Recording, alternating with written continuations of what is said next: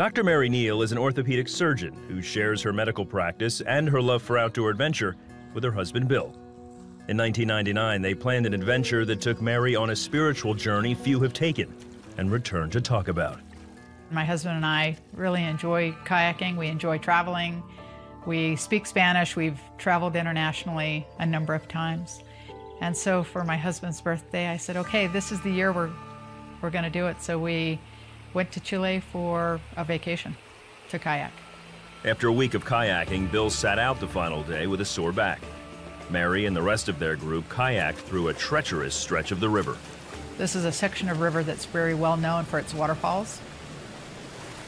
These are drops of 10 to 15 feet, 20 feet maybe, which for an experienced kayaker is not a crazy thing. I went over the main drop, and as I crested over the drop, I could see the tremendous turbulence and tremendous volume. And as I hit the bottom of the drop, the front end of my boat became pinned. I and my boat were immediately and completely submerged. The volume and force of the water was such that I was absolutely pressed to the front deck of the boat. And I couldn't move my arms even back far enough to reach my spray skirt, let alone push myself out. Mary was stuck. The only thing she could do was pray. I very sincerely asked that God's will be done, and I meant it. I didn't say, oh, please come and save me. I really meant it. I asked for God's will to be done, and at the moment I asked that, I was overcome by a very physical sensation of being held and comforted and reassured that everything was fine, that my husband would be fine, my 4 young children would be fine, regardless of whether I lived or died. And I believe that Christ was holding me when I was still in the boat and was the one reassuring me.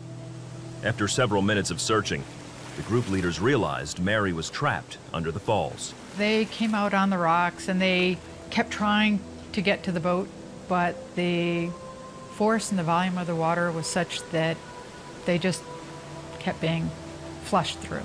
I mean, they just couldn't get to me. At one point, they sort of recognized that it was really turning into body recovery, not so much of a rescue. My body was being sucked over the front deck, and so what that meant is when it got to my knees bent back on themselves, and I could feel that, and I'm an orthopedic surgeon. I analytically was thinking, well, feels like my tibia probably broke, but I wasn't screaming. I didn't have pain. I didn't have fear. I didn't have that sense of ear hunger. I know I've been underwater too long to be alive, yet I feel more alive than I've ever felt. And this is more real than anything I've ever experienced. As my body broke free from my boat, I felt my spirit break free from my body, and I rose up and out of the river. Mary looked down on the river as she left her body. Then, she was met by a group of heavenly beings. They were absolutely overjoyed to see me and greet me, and I them.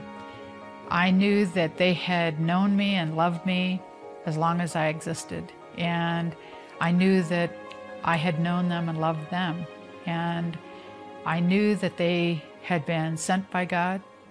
They began taking me down this exceptionally beautiful path that was brilliant, and they were taking me toward this great domed structure of sorts that not only was exploding with beauty and color, but it was exploding with this absolute love of God that was beyond anything I could ever describe or ever truly explain. And I could hardly wait. I was absolutely overwhelmed by this sensation of being home, of being where I belonged. but just as quickly there was this sense of disappointment that descended on everyone. And the spirits who had taken me there told me that it wasn't my time and I had more work to do on earth and I had to go back to my body. After what seemed like hours with her heavenly host, Dr. Neal returned to the river and watched as her friends recovered her body. I could see my body being pulled to the shore, and I could see the guys start CPR. I felt like he was looking right at me and begging me to come back and take a breath. And I lied down and I was reunited in the middle of a very remote part of South America. Dr. Neal had been gone for over 15 minutes, perhaps as long as 25. Certainly longer than medical science can explain her survival. She was flown back to the United States where she slowly recovered from her injuries. In her book, To Heaven and Back, she talks about how the reality of God's love has changed her for eternity. All of the promises of God are true. God loves each and every one of us and really is there and is working in each and every one of our lives. That love is everything. If we truly could accept that, I mean, it changes everything. It changes the way you view every moment of every day. The fact that there really is life after death profoundly changes the way you approach every moment.